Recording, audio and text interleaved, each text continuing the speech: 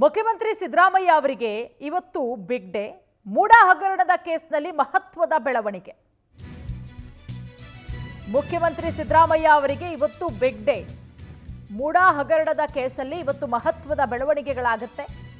ಇವತ್ತು ಹೈಕೋರ್ಟ್ಗೆ ಮೂಡಾ ತನಿಖಾ ವರದಿಯನ್ನ ಸಲ್ಲಿಕೆ ಮಾಡಲಾಗುತ್ತೆ. ಹೈಕೋರ್ಟ್ಗೆ ಲೋಕಾ ಎಸ್ಪಿ ವರದಿಯನ್ನ ಸಲ್ಲಿಕೆ ಮಾಡ್ತಾರೆ. ಈಗಾಗಲೇ 400ಕ್ಕೂ ಹೆಚ್ಚು ಪುಟಗಳ ವರದಿಯನ್ನ ತಯಾರಿ ಮಾಡಲಾಗಿದೆ. ಕಾನೂನು ತಜ್ಞರ ಜೊತೆಯಲ್ಲಿ ಚರ್ಚಿಸಿ ವರದಿಯನ್ನ ಸಿದ್ಧಪಡಿಸಲಾಗಿದೆ. ಅದನ್ನ ಸಲ್ಲಿಕೆ ಮಾಡಲಾಗುತ್ತೆ ಇವತ್ತು ಹೈಕೋರ್ಟ್ಗೆ. ಖುದ್ದು ಕೋರ್ಟ್ಗೆ ಎಸ್ಪಿ ಉದೇಶ್ ಹಾಜರಾಗ್ತಾರೆ. ಲೋಕಾ ವರದಿ ಸಿಎಂ ಪಾಲಿಗೆ ವರವಾಗುತ್ತಾ ಹೇಗೆ? ಎಸ್ಪಿ ನೀಡುವಂತಹ ಸಮಗ್ರ ವರದಿ ಮೇಲೆಗೆ ನಿರ್ಧಾರ ಆಗತ್ತೆ.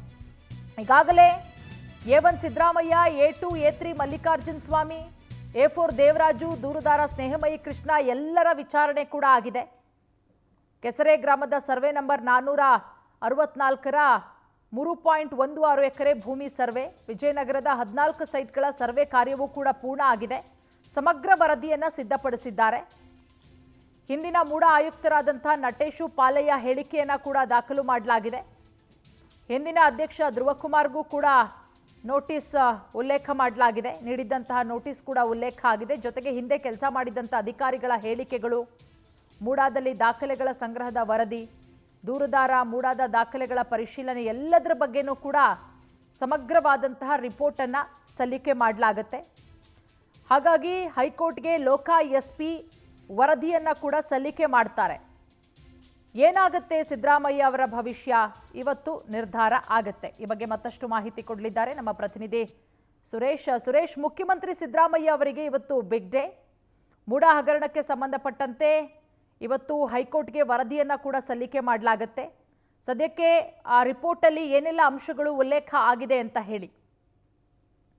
ಪೂರ್ಣಿಮಾ, ಮುಖ್ಯಮಂತ್ರಿ ಸಿದ್ದರಾಮಯ್ಯನವರ ಮೂಡಕ್ಕೆ ಸಂಬಂಧಪಟ್ಟಂಗೆ ಇವತ್ತು ಲೋಕಾಯುಕ್ತ ಅಧಿಕಾರಿಗಳು ಮಧ್ಯಂತರ ವರದಿಯನ್ನ ಸಲ್ಲಿಕೆ ಮಾಡೋದಕ್ಕೆ ಸಜ್ಜಾಗಿದ್ದಾರೆ. ಬಹಳ ಮುಖ್ಯವಾಗಿ 400ಕ್ಕೂ ಹೆಚ್ಚು ಪುಟಗಳ ವರದಿಯನ್ನ ಸಿದ್ಧಪಡಿಸಿಕೊಂಡಿದ್ದಾರೆ ಲೋಕಾಯುಕ್ತ ಎಸ್ಪಿ ಉದೇಶ್ ಅವರು.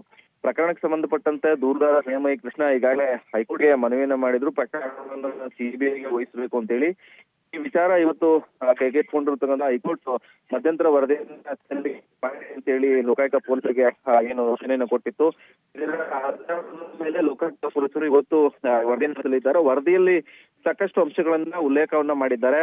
ಇಲ್ಲಿ ಸಿದ್ದರಾಮಯ್ಯ ಇರ್ಬೋದು, ಅವರ ಪತ್ನಿ ಇರ್ಬೋದು, ಜೊತೆಗೆ ಜಮೀನು ಮಾಲೀಕ ದೇವರಾಜ್ ಇರ್ಬೋದು, ಜೊತೆಗೆ ಜಮೀನನ್ನ ಕೊಂಡ್ಕೊಂಡಂತಹ ಮಲ್ಲಿಕಾರ್ಜುನ ಸ್ವಾಮಿ ಇರ್ಬೋದು. ಈ ನಾಲ್ವರ ಪಾತ್ರ ಏನು? ಅಲ್ಲಿ ಕಾನೂನು ಬಾಹಿರವಾಗಿ ನಿವೇಶನವನ್ನ ಪಡೆಯಲಾಗಿತ್ತ ಅಥವಾ ಪ್ರೈಮ್ ಲೊಕೇಶನ್ ನಲ್ಲಿ ನಿವೇಶನವನ್ನ ಪಡ್ಕೊಳ್ಳೋದಕ್ಕೆ ಮುಖ್ಯಮಂತ್ರಿ ಸಿದ್ದರಾಮಯ್ಯನವರು ಪ್ರಭಾವ ಬೀರಿದ್ರ? ಎಲ್ಲಾ ವಿಚಾರಗಳನ್ನ ಉಲ್ಲೇಖವನ್ನ ಮಾಡಿಕೊಂಡು ಲೋಕಾಯುಕ್ತ ಪೊಲೀಸರು ಈಗಾಗಲೇ ತನಿಖಾ ವರದಿಯನ್ನ ಸಿದ್ಧಪಡಿಸಿಕೊಂಡಿದ್ದಾರೆ. ಅದರಲ್ಲಿ ಸಾಕಷ್ಟು ಕುತೂಹಲಕ್ಕೆ ಕಾರಣ ಆಗಿರೋದು ಸಿದ್ದರಾಮಯ್ಯ ಅವರ ಪ್ರಭಾವ ಇತ್ತ ಇಲ್ವಾ ಅನ್ನೋದು.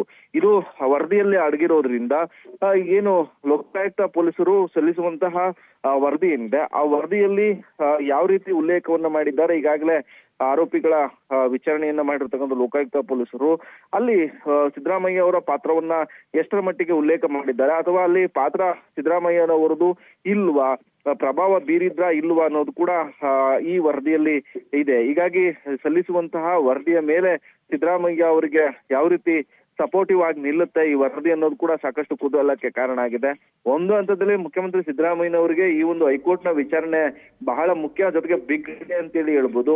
ಒಂದು ಕಡೆ ಉಪಚುನಾವಣೆಯಲ್ಲಿ ಗೆದ್ದು ಬಿಟ್ಟಿರ್ತಕ್ಕಂಥ ಕಾಂಗ್ರೆಸ್ ನಾಯಕರಿಗೆ ಇವತ್ತು ಸಲ್ಲಿಕೆ ಮಾಡತಕ್ಕಂತ ವರದಿ ಪಾಸಿಟಿವ್ ಆಗಿಬಿಟ್ರೆ ಇನ್ನೊಂದಷ್ಟು ಅವರ ಖುಷಿಗೆ ಬಾರ್ಬೇ ಇರಲ್ಲ. ಹೀಗಾಗಿ ಯಾವ ರೀತಿ ವರದಿಯನ್ನ ಉಲ್ಲೇಖ ಮಾಡಿದ್ರೆ, ಯಾವ ರೀತಿ ವರದಿಯನ್ನ ರೆಡಿ ಮಾಡ್ಕೊಂಡಿದ್ದಾರೆ ಅನ್ನೋದು ಕೂಡ ಕುತೂಹಲಕ್ಕೆ ಕಾರಣ ಆಗಿದೆ.